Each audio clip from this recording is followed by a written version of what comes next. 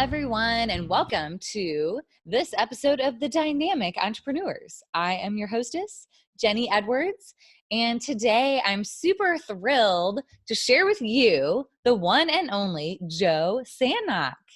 Hello, Hey, Joe. how's it going, Jenny? What's up? Really excited to be here. Thanks so much for having me. Yeah, I'm so glad that you're here. And if you aren't familiar with Joe and haven't seen his podcast or, tuned into his podcast yet, we'll tell you more about that. But I wanted to introduce Joe because he is a keynote and TEDx speaker, a business consultant, and of course, a podcaster. He has the number one podcast for counselors, the Practice of the Practice podcast, and has done interviews with Pat Flynn, John Lee Dumas, and Lewis Howes. Joe is a rising star in the speaking world. Woohoo! He's also a writer for Psych Central, has been featured on the Huffington Post, Forbes, Good Magazine, Reader's Digest, Entrepreneur on Fire, and Yahoo News. He's the author of 5 books and has been named the Therapist Resource Top Podcast Consultant and Blogger. So a big welcome to you, Joe. Oh, thanks so much, Jenny. This is awesome to be here. I love doing these kinds of things. Yay! Well, we're excited to have you on here. So tell us a little bit more about what you do. Yeah, so I get to help people start, grow, and scale their private practices. But even more than that, recently I've been helping people get out of just that therapeutic work and take these really important messages out into the world in bigger ways, mostly through podcasting, e-courses, and membership communities. So it's really just being able to take these specialty areas and launch it to the world to help it be, fixed up a little bit so that the world isn't quite as broken as maybe we first found it. That's awesome. That's great. So what were you doing before you were called to create this kind of work? Was there like some pivotal moment that you're like, what I'm doing is not working, and this is an area that really needs some help? I took a very traditional route. I did my undergraduate and graduate work in psychology and counseling, and then got a job at a nonprofit working really hard and doing important work, but I got paid $30,000 a year. And so after that, I got a raise and was making $40,000 a year. And I thought that was about the most I would ever make. So I was working at residential facilities. Then I eventually worked at community mental health. And kind of the typical path for a counselor is you start in a nonprofit, get paid really crappy wages. Then you might, upgrade a little bit to maybe a supervisor position, then a community mental health. And then if you're lucky, get a job at maybe a community college where things aren't quite as crisis oriented. So that was my exact path. That I just followed that path, had a job all the way through. And that's all I really knew. Both my parents worked for the school system. Both my in-laws worked for the school system. I had got the message that if you work hard and study hard, someone will bless you and allow you to have a job that you can make a living at. And that's going to be good enough. But I realized probably 10 years ago or so that there was some opportunity around just paying down student loan debt. So I just started a counseling practice on the side to pay off student loan debt, really with no intent of leaving the full-time job. It was purely, hey, we're going to save $1,000 here, and then we'll be able to redo a closet. And then we'll save another $1,000, and then we can go on a better vacation than we would have. Well, in that process in 2012, I started blogging about what I was learning about business, because I realized that almost everything I learned in grad school was great clinically, but it really didn't apply to the business world. I didn't know what a business avatar was. I didn't know how to build a website, didn't know how to use social media in a way that would help fill a private practice. So I started reading books and listening to podcasts and would just blog about it. And then in late 2012, launched my podcast. And this was all while I had a full-time job. So I joke that I, was a nappreneur, where my wife and my daughter would be taking naps, and on a Sunday I would go podcast upstairs. So I was a nappreneur for years. I love that. But there was this moment where, other clinicians then wanted to start working at my private practice. So I had to figure out, how do I make a group practice? How do I take this branding that had just been Joe Sanok in a counseling capacity, and how do I extend that to a couple other people? And while I was at that job at the community college, I upgraded my office in my private practice to a 4-office suite. And there was this moment when I had run over to that office to do a counseling session over my lunch break. and I had a corner office, view of the water, this beautiful private practice. And I went back to my job at the college and walked down the stairs to the basement where I had an office with no window. And the contrast could not have been stronger, where I have this beautiful office where I have complete autonomy and I'm serving the kind of clients that I want. And I'm going back to the college where, honestly, I had an awesome job. My boss is still someone I have a great relationship with. It wasn't out of, this is terrible, but it was more out of, what if I try this new thing and I fail, or I stay here and I never know? Like, which do I want to live with? And to me, the trying to leave the full-time job and doing the private practice and consulting was to me the thing that I wanted to try to just see. I could always go back to the job. That was 5 years ago. I've now sold my counseling practice and I purely do the consulting work, conferences, membership community, all of that now. Awesome. So for any of you that are watching that still have a full-time job that you've been like, in resistance about letting go of, maybe this can relate to you. Or maybe you're just feeling the mediocrity of, where you're at and, the ceiling on, I know I personally, felt that whenever I had a day job, just like, where is this going to go? What are my options, for elevating? And there really weren't that many. So Yeah, I mean, I for me decided to at the branch on my own college, too. yeah, for me at the college, it was the only way to make more money was to get a supervisor position and work 50 hours a week instead of 40. And, to just keep up with inflation, they weren't even raising our wages enough to keep up with inflation. And so a friend of mine said to me, do you believe in your skills to make money more than kind of the average person? And I just thought, I do. And it took that outside perspective to push me. And having that full-time job allowed me to take risks that if I purely had to rely on my independent practice, I wouldn't have been able to take. And so I could charge more. And if nobody came, well, I still have my full-time job to have as a backup. So it really can serve to fast forward things for you where you can take risks if you're in that job that you wouldn't normally be able to take. Yeah, that's a good point. It's kind of like trust the process, right? And I'm sure you're super grateful for everything that you learned along the way. And now you get to share those insights with other people, like our wonderful viewers today. Yeah. It's interesting. What took me 5 years to build, now I see my consulting clients do in 6 to 9 months, and where they go from, being just under 6 figures to multi 6 figures and growing these really big messages that are important for the world. And so it's like, yeah, I went through the mud and now I can tell you there's a different way. Yeah, that's amazing. You are expert. We are so thrilled that you are here today to share your insights with us. Oh, well, thank you. So regarding messages and how to monetize that, obviously you just touched on, a couple successes of your clients and really taking them to the next level. If if someone that's watching is, obviously that's the topic that we're sharing today is monetizing your message.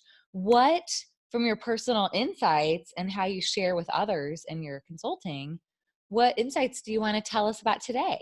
Yeah, I'd love to walk people through how to take almost any micro niche and to launch it into either an e-course or a membership community by specifically following what I've found to work within podcasting. And so just giving them kind of the step-by-step, here's exactly what you would want to do in regards to crafting your message, launching your podcast, hearing from your audience what they want to buy, and then how do you then launch that first product. Awesome. Take it away, Joe. All right.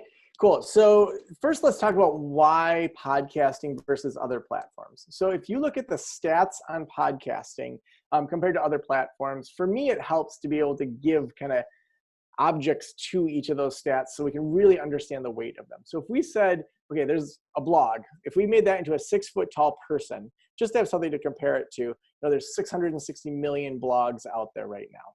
Now, if we just compare that to having a YouTube channel, the competition is about the size of King Kong compared to this little teeny tiny 6 foot tall person, 104 feet. Do you want to be this strong King Kong, or do you want to be this teeny tiny 6 foot tall person? Now, if we then say the next statistical jump is just having a podcast, so not even an active podcast. So the statistical difference between King Kong and that would be 7 Titanics stacked on top of each other. So even just having a podcast. So we're saying there's only, I think, 770,000 podcasts or so that are out there that are somewhat active. Now let's move into if you posted a new podcast in the last 90 days. That's the equivalent of Mount Everest. And so the question is, if you're going to put an hour of time into something, do you want to put it into a 6-foot tall person and write a blog post? Do you want to put it into King Kong, or do you want to put it into Mount Everest? And so what I want to look at is the best return on investment for your time and your money. And so if you're looking for the biggest ROI right now, it's 100% podcast. And so people say, well, but everyone has a podcast right now. They actually don't. We know that only about 1/3 of Americans listen to one podcast per month or more. And so we still know that podcasting is in the early days. We see mega investment through Apple, Pandora, Spotify. They're doubling down on podcasting. We know that this is happening in newer cars. So there is a huge argument for being an early adopter.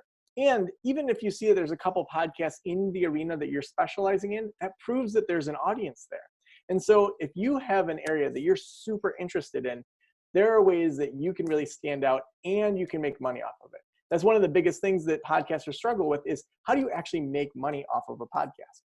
So let's talk about the 3 ways to make money off a podcast. And I'm going to tell you how to do the one that's the easiest. So one is to have sponsorships. So people often say, cost per 1,000 listens. I throw that completely out the window because when you are hyper niched in, 100% of your audience is your sponsor's ideal client versus if it's a general business podcast, it might be 5 or 10%. So they're going to pay way more. And so for us, we charge $1,500 per episode right now, even though we probably, by those stats, should only be making, $200 or $300 per episode. And so if you have your ideal amount of clients in one spot, those sponsors will pay for it. So that's one. Second would be affiliate links. So if there's things that you like, if there's courses, if there's products that are going to help people move forward in their journey faster, you can get a percentage of that. But the third way and the easiest way is to sell your own products. And I want to walk through exactly how you're going to do that. So first, we want to look at creating a podcast that goes through 3 different types of episodes. So the first type of episode is a solo show. That's where you're speaking out to your ideal client from your own perspective.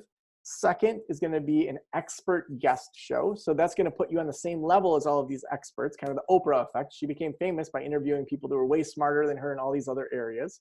And then through that, she learned a lot and kind of became her own authority. And then the third type is going to be doing live coaching or consulting on the show. So Jenny, why don't you just throw out a type of topic that maybe someone from your audience might want to launch a podcast on, and I'll walk through how that would look. Let's see. So let's say they wanted to talk about business development. Okay. So I would want them to zoom in even more than just business development. I'd say, is this specifically for HR managers? Is this for the marketers, the chief marketing officer? So we'd really want to zoom into who exactly is this business development for. So say it was aimed at chief marketing officers at companies that have over 500 employees. And so they have expertise in that area. They know that area. So their first 5 to 7 episodes, we would walk through what is the format for that approach. And then in those episodes, we would want to do a call to action to our email course. And in a second, after I get through kind of these 3 sections, I'll talk about what that course should look like. So we've got 5 to 7 solo shows, those 5 to 7 interviews. So they're going to look for people that can really speak to chief marketing officers. So they're not talking to chief marketing officers at that point, people that are more well-informed in regards to business development in those areas. And then the last group, so we're going to be interviewing CMOs and doing live coaching with them to show that you know what you're talking about. So we keep rotating through those 3 with the call to action being to jump onto our email course. So what kind of email courses convert? Well, first and foremost, we want the very first email to have a high quality email opt-in. And so this is going to be something that's a 20-page ebook, a white paper, some stats that aren't readily available or are at least brought together in a way that's different than other types of websites or blog posts. Then the next email we want to have is a quick win for that person. So if we say, well, a CMO, what's a quick win in regards to business development? Business development, even its name sounds like it's long, development. And so what would a quick win be? Well, maybe it would be, in 5 minutes, here's one indicator that if you look at this number in your company, you're going to have a better idea of what's going on. So I want you to go in 5 minutes, look at this number. I want you to see what your retention rate is, with your high quality talent frontline. Okay. So then the next email is going to be the next day where you say, hey, how did it go? Just send me a quick, yes, it went great. Here's what I discovered. I just want one line reply. It's less important that people reply, and it's more that then that moves you from the potential spam filter over to the inbox, because we want Gmail and all the other service providers to say, oh, there's a communication back and forth here that's happening, more than it's just Joe always sending these emails about business development. Okay, then we're going to get, yes, exactly. So then we're going to get into the 3 parts that typically work. So each of these 3 parts is going to have 3 emails in this email course. The first part is, how did we get here? Basically the pain, the problem, society, all these external things, the internal mindsets, it's super normal that we're here, but we don't have to stay here. So walking through, hey, if people believed these 3 things about business development, how did they get here? Why do companies think this way even though it's not working? Why does society and MBA programs teach these things? We're going to walk through how do we get here. Part 2 is going to be quick wins. If we had one thing someone worked on for a week, just between this email and the next one, if they did this one thing, they would be light years ahead of everyone else. What would that thing be? So we're doing 3 emails around that. And then last section is going to be long-term habits. So what do they need to know over the next 6 to 9 months that if they really got that habit going, it would be a game changer for their business development?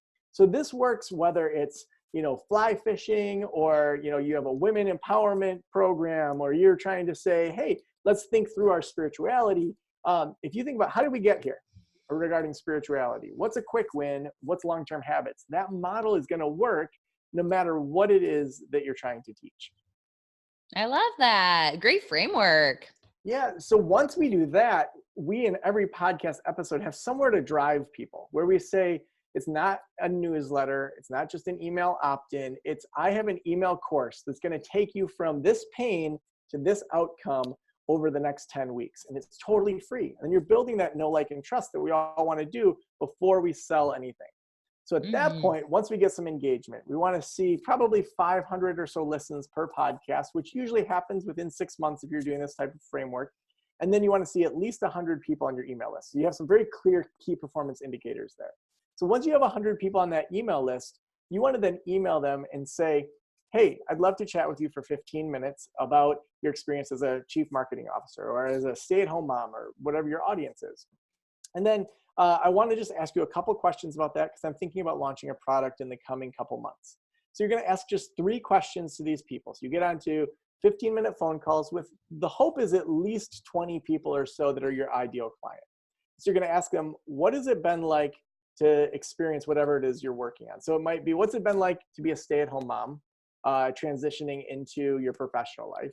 The second question is going to be sort of a wish question. What do you wish was out there that would help you overcome that pain from question 1 faster? And then the third question is, how much would you pay for that? So we use this exact model. We have an email course that's 9 parts that is for people that are just starting a counseling practice. And so we walk through this exact same model. At the end of it, I then, about 1.5 years ago, no, actually it was 2 years ago, I sent an email out and spoke to 20 people. And I said, what's it been like to start a counseling practice? Second, what do you wish was out there that would have made it easier for you to start a counseling practice? And third, how much would you pay for that? So I had an idea of what I wanted to launch for the membership community, but the answers I got from this audience was completely different than what my idea was. So I saved myself tons of time by just talking to the people that are going to be the ones that bought it. Yeah. Exactly. And so they told me they wanted ongoing information. They also wanted to have access to a real community, not just a Facebook group, and they wanted tools of the trade. So what were the 3 things we offered in that first membership community? Exactly what they asked for. And who were the people that we first sold to? Those 20 people I jumped on a phone call with. So I could just say, hey, I just talked to you a month ago. If you want to be on the early list, you get in at the cheapest rate. It's going to be $55 a month, and you get to get in, but you have to tell me what works and doesn't work with this because it's brand new. And so then you're having that community help develop things with you. So people that start a podcast then have people go into an email course that then goes into whatever product those people want. That's how they actually make money off of the podcasting. Awesome. I hope you've all been taking notes. Some great tips. So, Joe, is there some kind of bonus or special opportunity that you want to share with our viewers today? Yeah, so we actually put together smart strategies to start a podcast. It's a awesome guide for you. It's 27 tips, tricks, and stats that will make launching a podcast easier. They can get that over at practiceofthepractice.com/podcast guide. We're also launching Podcast Launch School in early 2020. So they're going to get the very first access to that when that opens up. Sweet. Thank you so much. We'll definitely be sharing that URL on the screen and in the email too. So thank you so much for that. I'm excited about that for myself too. Yeah, I mean, honestly, like watching my clients go through this process and just be able to totally change their lives and get a big message out to the world, it's so exciting to do this work with people. Yeah, that's amazing. I love the like napreneur kind of mentality, as a mompreneur Yeah, myself, just the fact that you could reach so many people with your message and that you actually share with them the steps to take to monetize it in such a way that simplifies the whole process. So, yeah, thank you. absolutely. I'm so happy to share. Yeah, that's great. Well, if you've been watching and taking notes, then you probably have some really great things to set into action and some really great ways to, even like Joe was saying, dialing in your specific niche and the people that you could reach out to, the experts to talk to, and how, developing some content around that to create some really valuable insights to share with your specific audience. So that's really amazing. Well, thanks again so much for everything and being here and just being a awesome guest and contributor to helping the people to up level what they're creating in the world. Well, thank you so much for having me, Jenny. All right. Well, thanks again, everyone, for watching The Dynamic Entrepreneurs. Have an incredible day.